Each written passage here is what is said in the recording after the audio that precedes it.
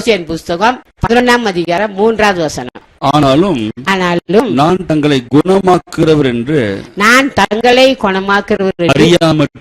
அறியாமல் போனார்கள். பாத்தீங்களா, எத்தனை பேரை அறியாம இருக்கோம். உடனே சின்ன பலவீனம் என்ன பண்ணிடுறோம், அவரை நம்ம எங்கெங்கயோ ஓடிடுறோம். கர்த்தர் சொல்றார், வேதனையோடு சொல்றார், நான் தங்களை குணமாக்குற தேவன் என்று அறியாமல் போனார்கள். இப்ப நம்ம அறிஞ்சிக்கணும், கர்த்தர் தான் நம்மளை குணமாக்க முடியும். அல்லேலூயா. என்ன மருந்து மாத்திரை சாப்பிட்டாலும் நம்ம யாரை நம்பணும்? கர்த்தர் நம்பல. நம்மளை என்ன செய்வார்? கட்டாயம் நம்மள குணமாக்குவார். தங்களை குணமாக்குறவன்னு சொல்லி என்ன செஞ்சாங்க? அறியாமல் போனார்கள். கர்த்தர் நம்மளை குணமாக்குற தேவன். பயப்படாதீங்க.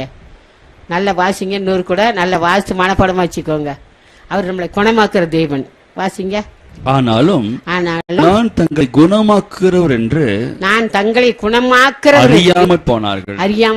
நம்ம கர்த்தர் நம்மளை குணமாக்குவார். ஹல்லேலூயா. நம்ம அவருக்கு முதல்ல நம்ம செபம் பண்ணு, ரெண்டாவது பாய்ந்திருக்கணும், மூணாவது அவர் நம்பும் போது நம்மளை குணமாக்குவார். ஹல்லேலூயா. சரி, நம்பிக்கவே எனக்கு வரமாட்டேன், நான் அவர் நம்பணும்னு தான் நினைக்கிறேன், உள்ளத்துல குழப்பம் வருது, நம்பவே முடியல அப்படின்னு சொல்லி கலங்குறீங்களா? கர்த்தருக்கு வழி வச்சிருக்கிறாரு. ரோமர்கள் நிருபம் 15:13. ரோமர்கள் நிருபம் 15:13. பரிசுத்த ஆவியின் பலத்தினாலே உங்களுக்கு நம்பிக்கை பெருகும்படிக்கு. பரிசுத்த ஆவி நமக்குள்ள வந்துட்டாருன்னா என்ன செய்வோம்? நம்பிக்கை நமக்கு எப்படி இருக்குமா? பெருகும்படிக்கு. பரிசுத்தாவில ஒவ்வொரு நாள் நிறைஞ்சி நீங்க செபிக்கும் போது உங்களுக்கு நம்பிக்கை பெருகும். அல்லேலூயா.